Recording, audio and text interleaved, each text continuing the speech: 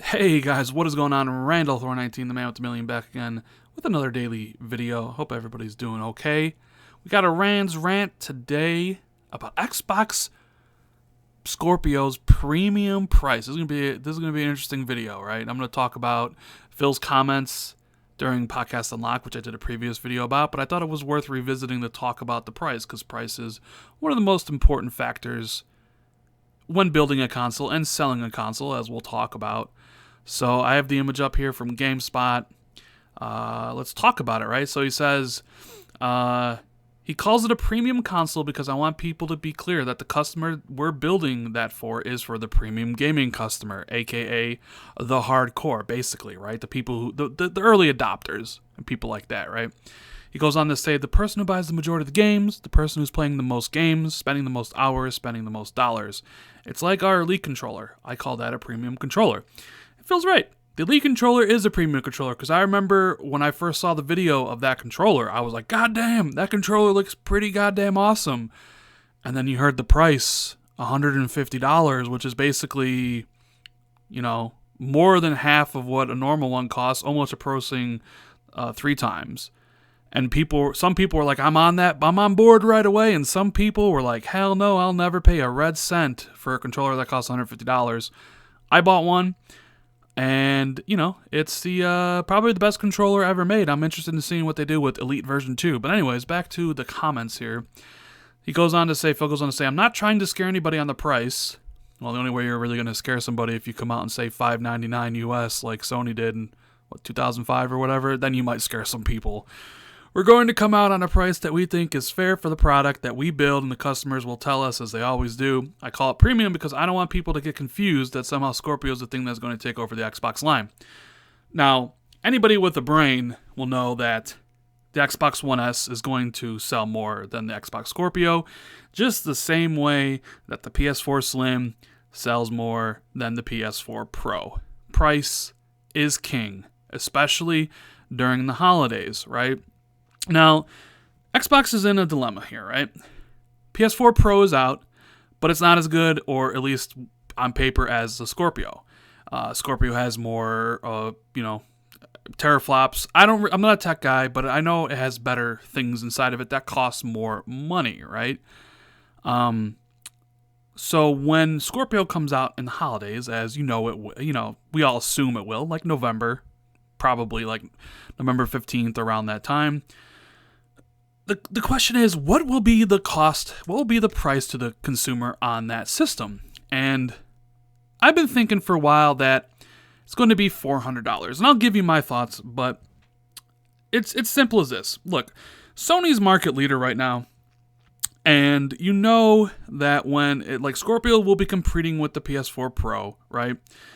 When the Scorpio comes out, no matter what price it's at, Sony's going to drop the price of that system, of the PS4 Pro, probably to $50. It's probably already in their plans. So before Scorpio even comes out, its nearest competitor on that kind of iterative console is going to be $350, right? And if Scorpio comes in at $400, like I hope it will, I believe that value proposition swings in the favor of Xbox. For $50 more, you can get a system that plays a lot of games in 4K, maybe some of them in 4K 60, although probably only the first party games.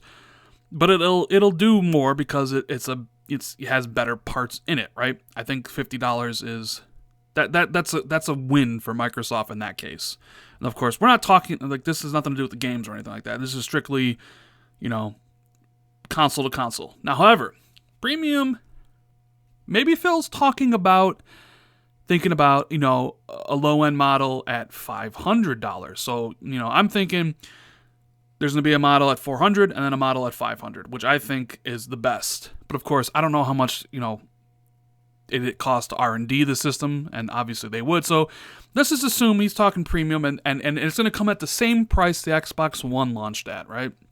So $500, which is a lot of money. So $500 Xbox Scorpio that does all the bells and whistles, 4K native, all that jazz, right? That gets all the people on Twitter all jazzed up all the time. 4K native games, maybe 4K 30, 4K 60. Oh, but checkerboarding on the PS4 Pro, right? Oh, we got 4K native though, so Scorpio's $500, right? And some people will buy it at $500 because they want the best product, but those people are a minority, right?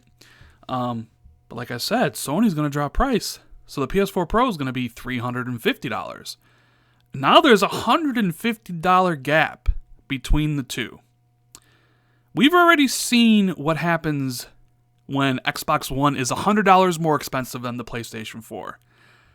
PlayStation 4 killed the Xbox One when it was $100 more expensive. Hell, one of the first things Phil did when he took over was get rid of the Kinect and drop that sucker $100 to be on par with the PlayStation.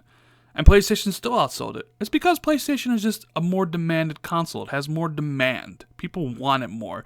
The only times Xbox really outsells PlayStation, at least before the Xbox One S, was when it was significantly cheaper than the PlayStation. Then people gravitate towards Xbox.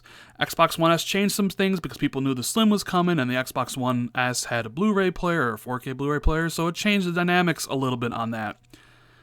But still, I digress. So now you're running the risk. $500 versus $350, right? That is a tough swing. Now the value proposition falls squarely in Sony's court. $150 is a lot of people. Not a lot of, well, 150. It's a lot of money for a lot of people. And the consumer that Microsoft and Sony are chasing right now, being at $60 million for PlayStation and around $30 million for Xbox, are the price-conscious consumers, which, you know, the slim versions, you know, will obviously cater to, which I'm assuming this holiday they'll probably get to $199. And obviously the PS4 Pro and the Scorpio appeal to the hardcore gamer. So is Microsoft thinking, you know what? We can price this at $500. We've already said we expect Xbox One S to be the breadwinner, and it will be, because it'll be $200 during the holidays, and they'll probably have ads saying, get an Xbox One S for $199, along with 100 free games with an asterisk mark with Xbox Game Pass. That would be an effective ad. Maybe they're thinking they can ride out Scorpio at $500, because the hardcore Xbox fans will buy it day one, and they'll buy it in droves. But we've seen how far that gets you. We see how far that got the original launch of Xbox One. And if that's the case, I don't know. I don't know if Xbox Scorpio can be a success at that price point. Now, if it's $399, like I hope it is, not because I'm a cheap bastard, even though I am, but just because I want to see some better competition between the two companies, then I feel there'll be more sales towards Scorpio than maybe the Xbox One S. So who knows? Is Microsoft planning on selling the Xbox Scorpio at a loss? Right? Are they going to intentionally kind of stifle demand or stifle supply a little bit because they're going to lose money on it, so they kind of don't want to ship too many of them? It's an interesting dilemma on what you do here, because, and I'll probably talk about this in another video, but this E3 is extremely important for Microsoft and the future of Xbox going forward, because we literally know nothing about what's coming out next year for Xbox One. I'll probably do that in a future video about why I think this E3 is better. But this right here, this is it. You know, Scorpio needs to be a success. It needs to sell well, you know, for the price it's going to be. And the question is, what is the price? If it's over $500, if it's getting into $600, $700, $800, $900, like some people have said around, like NeoGAF and Twitter and stuff, the system is dead on arrival. Nobody will buy that system. You want to know why? Because the PS3 tried it, coming off the most successful system of all time at $600, and it failed. It basically almost destroyed PlayStation. And Xbox is nowhere near that level. So if they try $600, then basically nobody would buy it. It would be extreme failure. So you're looking at two price points, and that's it. You are literally looking at two price points. You're looking at $399 and you're looking at $499. Those are the only two price points that the system can release in. The question is, where do you stand?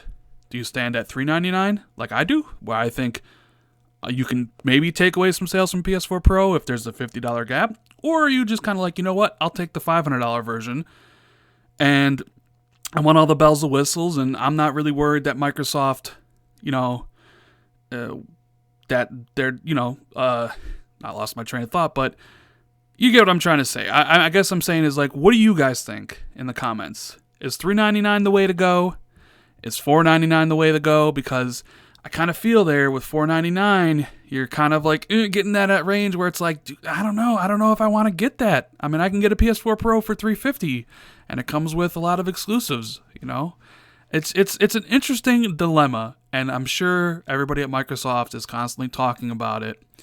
But I would love to see Microsoft take a loss if they can get this thing out at $400 and really kind of change the dynamic up between PlayStation and Xbox right now. Because I feel that if they come out at $500, it's just the status quo again. Even though Scorpio will be more powerful, Scorpio will just be way more expensive, even more expensive than the original Xbox One and PS4. And I think people will just be turned off by that. Of course, the hardcore and stuff will buy it, but they usually do, right? But yeah. Anyways, guys, let me know what you think in the comments. $3.99, $4.99, more than that. If you think it's more, I'd love to see people's reasons on this, because it's an interesting kind of discussion. If you liked the video, hit that like button. Consider subscribing for more content, and I'll see everybody tomorrow.